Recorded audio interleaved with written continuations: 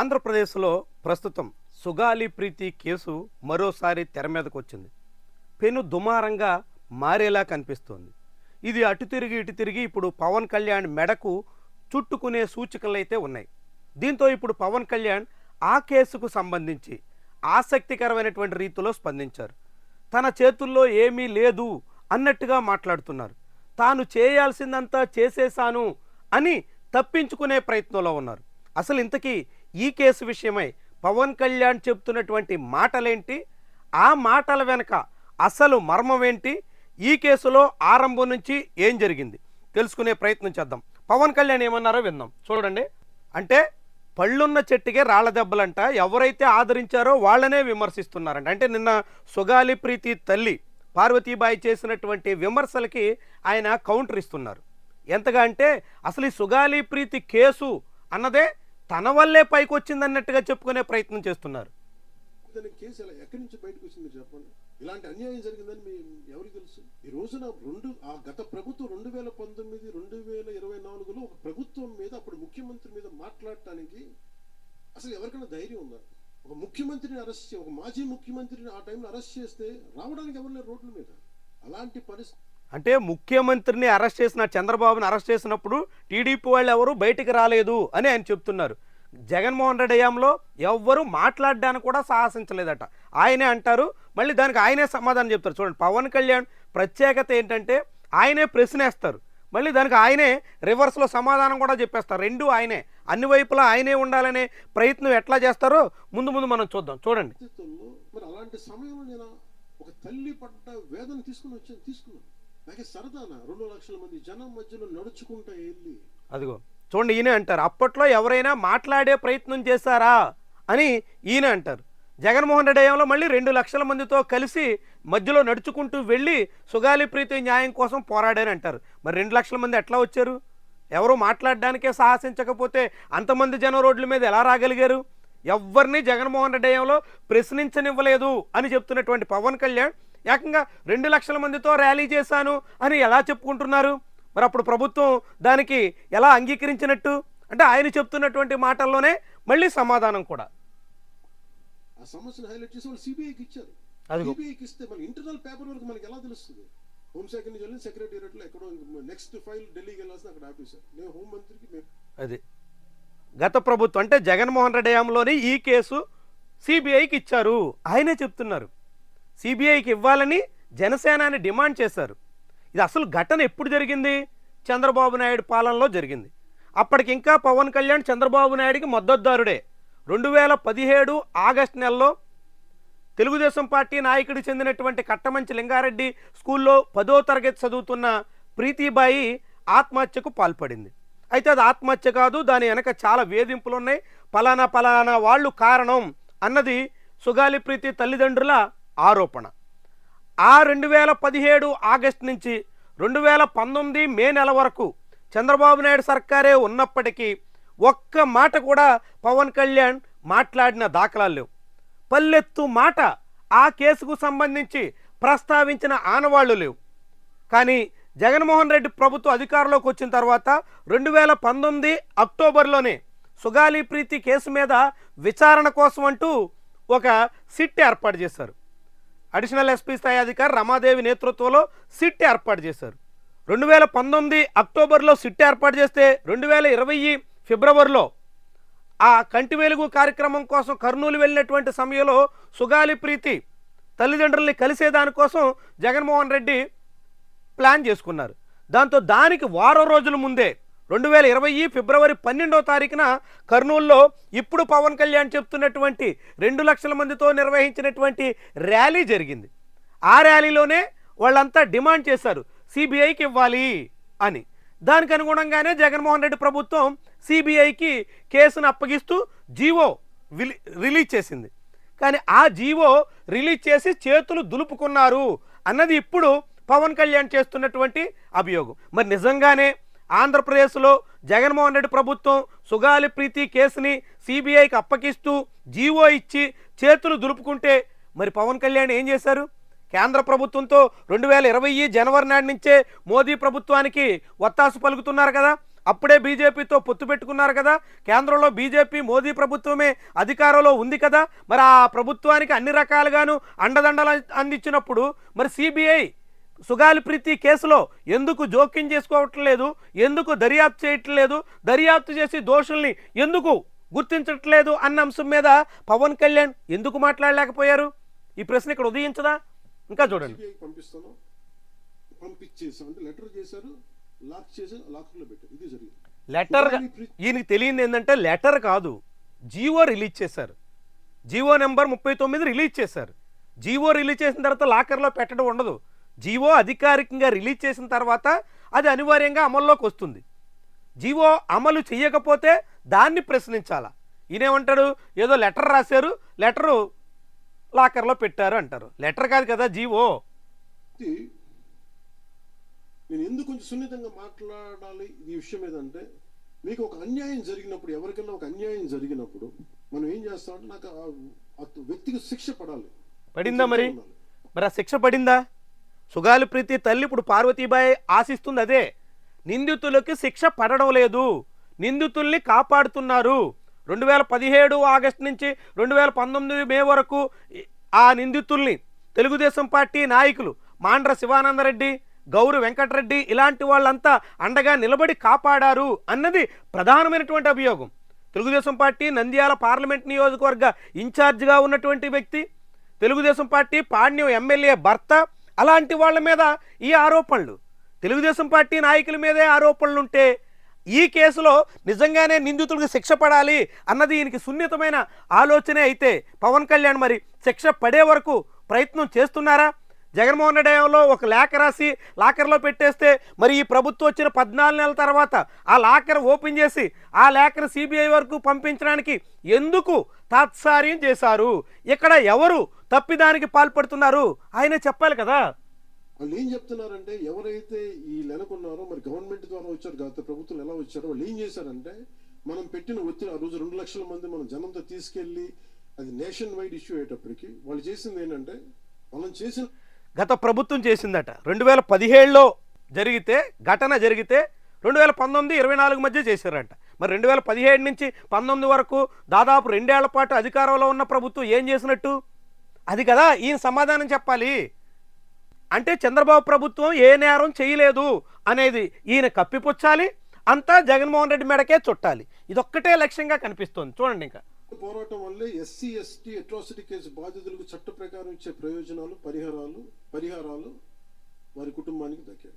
Kurnool rural మండలం దిన్నెదేవరపాడులో 5 ఎకరాల వ్యవసాయ భూమిని ఈయన చెప్తున్నారు. ఎస్సీ ఎస్టీ అట్రాసిటీ యాక్ట్ పెట్టారు, ఆ చట్ట ప్రకారంగా అందాల్సినవన్నీ కూడా తమ పోరాటం వల్లే ఇచ్చారని చెప్తున్నారు. ఇది జగన్మోహన్ రెడ్డి హయాంలో 2020 అక్టోబర్ నెలలోనే బాధిత కుటుంబానికి పరిహారం అందించారు. నిజంగానే జగన్మోహన్ రెడ్డి హయాంలో నష్టపరిహారం అందించడం అంతా పవన్ కళ్యాణే క్రెడిట్ అయితే మరి నిందితుల్ని ఎందుకు శిక్షించలేకపోయారు? అది వైఫల్యం అవదా? చంద్రబాబు లాగే క్రెడిట్ అంతా తన ఖాతాలో, ఏదైనా జరగకపోతే అది జగన్మోహన్ రెడ్డి వల్ల అన్నట్టుగా ఈ డబుల్ స్టాండర్డ్ ఏంటి అనే ప్రశ్న ఇక్కడ ఉదయించదా? ఇంకా చూడండి అతను ఎంత విచిత్రంగా మాట్లాడుతున్నారో. ఈ రోజున మార్కెట్ వాల్యూ కనీసం ఎకరాకది వాళ్ళు చెప్పడం, మీరు క్రాస్ చెక్ చేసుకుని 2 కోట్ల వరకు ఉంటుందని చెప్తా ఉన్నారు. వాళ్ళు చెప్పారట, జనం క్రాస్ చెక్ చేసుకోవాలంట. జనమా లేదంటే జనసేన నాయకుల ఇంకెవరైనా క్రాస్ చెక్ చేసుకోవాలా? ఎకరో 2 కోట్ల రూపాయల ఖరీదైన 5 ఎకరాల భూమి జగన్మోహన్ రెడ్డి హయాంలో బాధిత కుటుంబానికి చేరితే క్రెడిట్ మాత్రం పవన్ కళ్యాణ్ అని చెప్పుకుంటున్నారు. ఇప్పుడు ఎందుకు ఆ 2 కోట్ల రూపాయల ఎకరం అని ప్రస్తావించాల్సి వచ్చింది? అంటే సుగాలి ప్రీతి కుటుంబానికి చాలా చేశాము, చాలా లబ్ధి మా వల్ల వనగూరింది, అదంతా మా వల్లే అని చెప్పుకోవడానికి ఈయన ఆతృత పడుతున్నట్టుగా, ఇవ్వాల్సిందంతా ఇచ్చేసామని ఆ సుగాలి ప్రీతి కుటుంబ ఆత్మగౌరవాన్ని మంటగలిపే రీతిలో సాగుతున్నట్టుగా మనం భావించాల్సి ఉంటుంది. వీరి కుటుంబానికి కర్నూలు కార్పొరేషన్ లో కల్లూరు వద్ద 5 సెంట్ల ఇంటి స్థలాన్ని కేటాయింపు చేసిన ప్రభుత్వం. సెంటు 10 లక్షల నుంచి 15 లక్షలు. సో అన్నింటికీ విలువ. తల్లిదండ్రులకి రెవెన్యూ శాఖలో జూనియర్ అసిస్టెంట్ గా ఉద్యోగం ఇవ్వడం అయింది. ఉద్యోగం ఎవరిచ్చారు? ఉద్యోగం ఇచ్చారు, 5 సెంట్ల నివాస స్థలం ఇచ్చారు, 5 ఎకరాల భూమి ఇచ్చారు, 8 లక్షల రూపాయల నగదు ఇచ్చారు. ఇవన్నీ జగన్మోహన్ రెడ్డి హయాంలో జరిగినవి. అది మాత్రం ఈయన క్రెడిట్. జగన్మోహన్ రెడ్డి ప్రభుత్వం ఇచ్చిందల్లా ఈయన వల్లే. ఆ ప్రభుత్వం ఏదో చేయలేకపోతే అది మాత్రం జగన్మోహన్ రెడ్డి వల్ల. జగన్మోహన్ రెడ్డే ఇదంతా చేశాడు అన్నట్టుగా. ఎట్లా భావించాలి దీన్ని?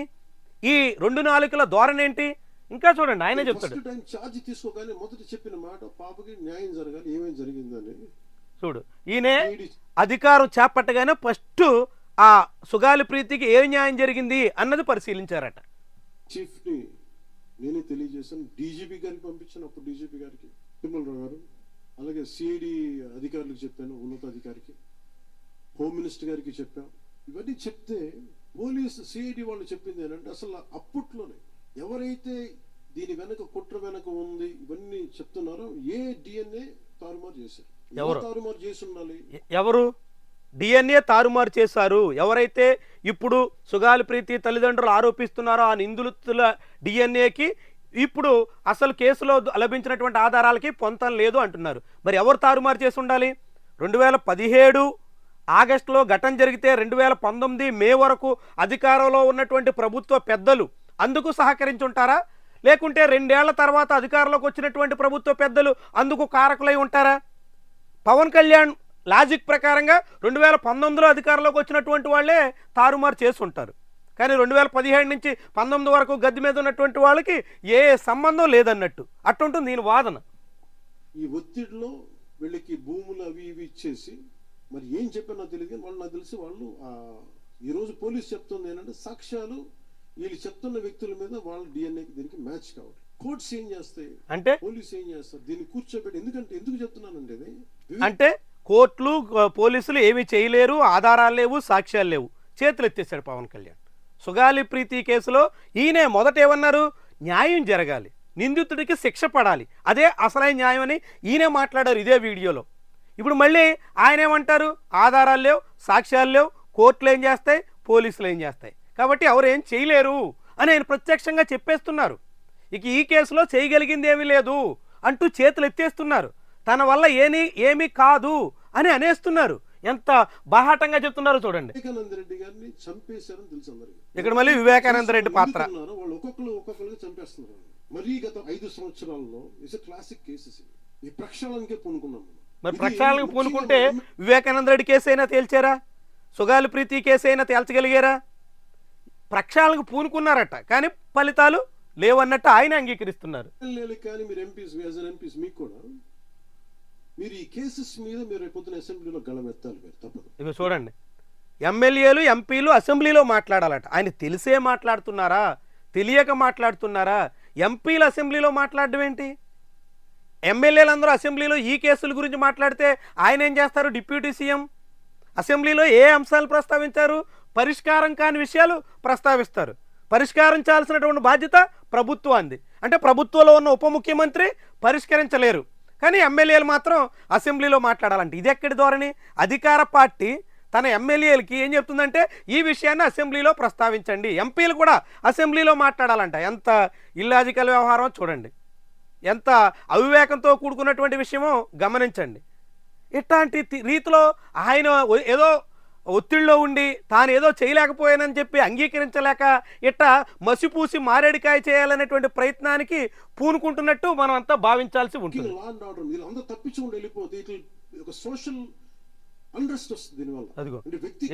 లా అండ్ ఆర్డర్ సమస్య వచ్చేస్తుందట. ఒక ఇలాంటివి పట్టించుకోకపోతే అన్రెస్ట్ వచ్చేస్తుంది. అంటే సుగాలి ప్రీతి లాంటి కేసుల్లో న్యాయం జరగకపోతే అన్రెస్ట్ వస్తుంది అని ఆయన అంటున్నారు. మరి న్యాయం జరిగిందా? జరపలేమని ఆయన అంటున్నారు. న్యాయం జరగాల్సిందే అంటారు, జరపలేమని అంటారు, జరపకపోతే అన్రెస్ట్ వస్తుందని అంటారు. అన్నీ ఆయన నోటి మాటలే. ఇదంతా 4-5 నిమిషాల వీడియోలోనే ఆయన చెప్తున్నటువంటి మాటలే. ఎంత కప్పదాట్లు ఉంటాయో చూడండి. ఒక పవన్ కళ్యాణ్ ఒక 10 నిమిషాల స్పీచ్లోనే ఎన్ని రకాల విన్యాసాలు ఉంటాయో మనందరికీ అర్థమవుతుంది. చేసిన ఒక కులానికి చెందుతాడు ఏదో ఒక నేరస్తుడు, మనం ఏం చేయలేదు. ఇందాక అరుణ చెప్పినట్టుగా ప్రతి ఒక్కరు ఏదో కులానికి చెందాలి, వేరే దారి లేదు. మరి మతం గురించి మరి ఈయనే మాట్లాడతారు కదా. ఎక్కడైనా ఏదైనా జరిగితే మతానికి ముడిపెట్టి మాట్లాడినప్పుడు కులానికి ముడిపెట్టడం తప్పు, మరి మతానికి ముడిపెట్టడం అదేమన్నా సమంజసమా? ఏదైనా తప్పే కదా. నేరానికి ఎవరైనా పాల్పడితే ఆ నేరస్తులను అనాలి. వాళ్ళ కులానికో వాళ్ళ మతానికో ఆపాదించి వాళ్ళందరూ అంతే వీళ్ళందరూ ఇంతే అనేటువంటి ముద్రలేయడం నేరం కదా. మరి అనాపాలజిటిక్ సనాతనం చెప్పుకున్నటువంటి ఆయనకి ఇది కూడా వర్తిస్తుంది కదా. అంటే తన సమస్య తగ్గట్టుగా తన అవసరానికి అనుగుణంగా అన్నింటినీ ఎట్లా మలుస్తారన్నది ఇది ఒక ఉదాహరణ. కానీ తప్పు చేసి కూర్చోబెట్టి పలానా టక్కుమని ఒక మాట అనేస్తారు, పలానా ఎక్స్ చేసాడు నన్ను, పలానా కాస్ట్ కి చెందిన వాడు చేసాడు అంట. అసలు కాస్ట్ ఎక్కడి నుంచి వచ్చి తెలియదు, రిలీజియన్ ఎక్కడి నుంచి వచ్చింది క్రైమ్ కి. లీడర్ ని చాలా సెన్సిటివ్ గా మాట్లాడాలి. మరీ నేను అబ్బా మిగతా వాళ్ళు గొప్పగా మాట్లాడేసి గత ప్రభుత్వ నాయకులు మాట్లాడేసి వెళ్ళిపోవచ్చు, ఈజీ అది. కానీ నేను అలా మాట్లాడకూడదు. అటు నేను ఇప్పుడు డిప్యూటీ సీఎం పదవిలో ఉన్నాను కాబట్టి నేను చాలా ఒళ్ళు దగ్గర పెట్టుకుని మాట్లాడాలి. ఆయన ఉప ముఖ్యమంత్రి కాబట్టి ఒళ్ళు దగ్గర పెట్టుకుని మాట్లాడాలట ఆయనే అంటున్నారు. మరి ఆయన ఒళ్ళు దగ్గర పెట్టుకుని మాట్లాడారా? తిరుమల లడ్డూలో గొడ్డు కొవ్వు పంది కొవ్వు కలిసిందని ముఖ్యమంత్రి ఉప ముఖ్యమంత్రి చెప్పినటువంటి మాటల సారాంశం ఏంటి? ఎంత సున్నితంగా ఉండాలి, ఎంత సంయమనంతో సాగాలి, ఎంత జాగ్రత్తగా మాట్లాడాలి. మరి అవన్నీ మర్చిపోయి సీఎం డీసీఎం మాట్లాడిన విషయం ఆంధ్రప్రదేశ్ ప్రజలు దేశ వాసులు మర్చిపోలేరు కదా. తాము ఏదైనా మాట్లాడేయచ్చు, తాము ఎంతగైనా తెగించేయచ్చు. కానీ ఇలాంటి ఒక అంశం వచ్చినప్పుడు తప్పించుకోవడానికి తాను ఒక డిప్యూటీ సీఎంని సున్నితంగా మాట్లాడాలి, బాధ్యత ఎరిగి వ్యవహరించాలి, అన్ని గుర్తెరిగి ప్రవర్తించాలి. ఇవే ఇక్కడ ఈ సన్నాయి నొక్కులు ఎందుకు? తన వల్ల కాదు, తానేమీ చేయలేను, చేతులు ఎత్తేస్తున్నాను అని ప్రత్యక్షంగా చెప్పుకోవచ్చు కదా. అది చెప్పుకోలేక ఇవన్నీ కలరింగ్ అన్నట్టుగా మనం భావించాలి. అందుకని ఇవన్నీ మీరు ఒక్కసారి దీంట్లో కూడా ఆ పాపకి న్యాయం జరగాలి, దోషులుంటే శిక్షింపబడాలి. దోషులు ఉంటే శిక్షించబడాలట. దోషులు ఉన్నారా లేదా అనేది కూడా ఆయనకు తెలియదు. ఇన్నేళ్ళగా సుగాలి ప్రీతి గురించి మాట్లాడిన మీటింగ్ లేదు. 2019 అక్టోబర్లోనే ఈ కేసులో సిట్ ఏర్పాటు చేసి 2020లోనే ఈ కేసుని సిబిఐకి అప్పగిస్తూ దానికి సంబంధించినటువంటి జీవోలు విడుదల చేసి 2020 అక్టోబర్ నాటికే ఎస్సీ ఎస్టీ అట్రాసిటీ యాక్ట్ ప్రకారంగా బాధితులకు అందాల్సినటువంటి పరిహారం అంతా ఇచ్చేసిన తర్వాత కూడా 22, 23, 24 ఎన్నికల ముంగిట కూడా ఆ కేసు గురించి రోజు మాట్లాడినటువంటి ఈ నాయకుడికి అసలు దోషులు ఉన్నారో లేదో కూడా తెలియదట. ఉంటే శిక్షించబడాలట. ఎంత విడ్డూరమైనటువంటి వాదన చూడండి. అసలు పవన్ కళ్యాణ్ సుగాలి ప్రీతి కేసులో ఎన్ని రకాల పిల్లి మొగ్గలేస్తున్నారో మనకి ఈ ఒక్క వీడియో సాక్షిగా తేటతెల్లమవుతుంది. ఇలా ఒత్తిడి పెట్టాల్సిన వారికి కూడా నా విన్నపం ఏంటంటే, మీరు అసలు ఈ కేసు ఎవరి వల్ల బయటకు వచ్చింది మీరు చెప్పండి. సో మా త్రికరణ శుద్ధిని, మా చిత్తశుద్ధిని మీరు తక్కువ అంచనా ఇక్కడ. అదే ఆయన త్రికరణ శుద్ధట. ఆయన శక్తి సామర్థ్యాల్ని ఎవరు తక్కువ అంచనా వేయకూడదట. శక్తి సామర్థ్యాలు కలిగిన వాళ్ళు కాబట్టే మీకు త్రికరణ శుద్ధి ఉందనే వాళ్ళు నమ్మారు, మీ వెంట నడిచారు, మీరు ఏం చెప్తే అది మాట్లాడారు. కానీ ఇప్పుడు మీరు అధికారంలోకి వచ్చిన తర్వాత ఆ మాటలన్నీ మర్చిపోయి అందుకు విరుద్ధంగా సాగడాన్ని ప్రశ్నిస్తున్నారు. ప్రశ్నించడానికే పార్టీ పెట్టారు కదా, ఆ నాయకుడిని ప్రశ్నిస్తున్నారు. ప్రశ్నించడాన్ని ఈయన సహించలేకపోతున్నారు. ఈయన చిత్తశుద్ధితో ఉన్నారట, ఈయనేమీ అనకూడదట. చూడండి ఎంత విడ్డూరమైనటువంటి వాదనం. వాళ్ళు కూర్చోబెట్టి నేను వెళ్ళి సాక్ష్యాధారాలు నేనేం క్రియేట్ చేయలేదు అక్కడ. మరి సాక్ష్యాధారాలు లేవు, క్రియేట్ చేయలేము అని చెప్తున్నప్పుడు, సాక్ష్యాధారాలు లేవన్నప్పుడు ఈయన ఎందుకు మరి ఎన్నికల ముంగిట వరకు ఆ కేసుని రాజకీయంగా ఉపయోగించుకున్నారు? రాజకీయంగా తన అవసరాలకు తగ్గట్టుగా మలుచుకున్నారు. ఎదుటి పక్షాన్ని ప్రత్యర్థిని బదనాం చేసేదానికోసం ఆ కేసు ఎలా వాడుకోగలిగారు? రాజకీయంగా తన అవసరాల కోసం ఏదైనా చేస్తారు. కానీ ఇప్పుడు మాత్రం ఆధారాలు లేవు, అందులో నిందితులే లేరు, అసలు ఆ శిక్ష వేయడానికే అవకాశమే లేదు, ఇలా చేతులు ఎత్తేస్తారు. ఇదెక్కడి ధోరణి, ఇదెక్కడి పద్ధతి? ఆయన ఒక పార్టీ అధ్యక్షుడైనా లేకుంటే ఓ గల్లీ స్థాయి నాయకుడిగా మనం భావించాలా? ఉప ముఖ్యమంత్రి హోదాలో ఉండే మాట్లాడుతున్నారా, లేకుంటే ఒక పల్లె స్థాయిలో వార్డు మెంబర్ స్థాయి లెవెల్లో ఈయన కామెంట్స్ ఉంటున్నాయా? చూడండి ఎంత విడ్డూరమో. కొనేశారట, నిందితులు కొనేశారు, దీని మీద కేసు పెట్టాలని ఆయన అంటున్నారు. మరి కేసు కట్టండి. నిందితులను కొనేస్తే ఎవరు కొనేశారు, ఎందుకు కొనేశారు, ఏ రీతిని కొనేశారు, ఎట్లా చేశారని తేల్చాలి కదా. నిందితులు ఆధారాల్ని కొనేశారు, అదే ఆయన చెప్తున్నటువంటి మాట. మరి అదే నిజమైతే అందులో పూర్తిగా తేల్చాలి కదా. తేల్చకుండా చేతులు ఎత్తేయడం ఎందుకు? ఇది అందరిదని, ఆయన ఒక్కడ బాధ్యత కాదు. మీరందరూ కూర్చోవాలి. అదిగో అదే ఇదంటే ఎమ్మెల్యేలంతా కూర్చుని మాట్లాడి ఇది సొసైటీకి సంబంధించినటువంటి అంశం కాబట్టి ఆయన అయితే ఇంకా చేతులు దులిపేసుకున్నారు, ఆయన ఏమీ చేయరు. ఇక ఎమ్మెల్యేలంతా కూర్చుని మాట్లాడి హోమ్ మినిస్టర్కి, లా అండ్ ఆర్డర్ ఉన్నటువంటి సీఎం దగ్గరికి, అందరి దగ్గరికి వీళ్ళు తీసుకెళ్లాలంట. అసెంబ్లీలోనే ఎమ్మెల్యేలే మాట్లాడాలి, వీళ్ళంతా సీఎం దృష్టికి, హోంమంత్రి దృష్టికి వీళ్ళే తీసుకెళ్ళాలి. మరి ఇక ఆయన ఏం చేయగలరు? మీరేం చేస్తారు? పవన్ కళ్యాణ్ ఏమీ చేయలేకపోతే ఆయన నేను అంత గనుణ్ణి, గొప్పోణ్ణి, అది ఇది అని చెప్పుకునే మాటల మర్మం ఏంటి? అంత చేతగానితనంతో అంత చేతులు ఎత్తేసే పరిస్థితి వస్తే సుగాలి ప్రీతి విషయంలో అంత రాద్ధాంతం చేయడం ఎందుకు? ఇట్లా ఈ ద్వంద్వ నీతి, పవన్ కళ్యాణ్ బండారం ఈ కామెంట్స్ ద్వారా ఈ వ్యవహారంలో మరోసారి తేట తెల్లమవుతుంది. ఇంత అవకాశవాదంతో ఒక నాయకుడు సాగుతున్నటువంటి వైనం మనందరికీ స్పష్టంగా వెల్లడవుతోంది. ఈ వీడియో మీద మీరేమంటారు? మీ అభిప్రాయం ఏంటి? పవన్ కళ్యాణ్ తీరు, ఆయన చెప్తున్నటువంటి మాటలు ఇవన్నీ మీకేమనిపిస్తున్నాయి? ఖచ్చితంగా కామెంట్ రాయండి. వీడియో నచ్చితే లైక్ చేయండి. Thank you very much for watching.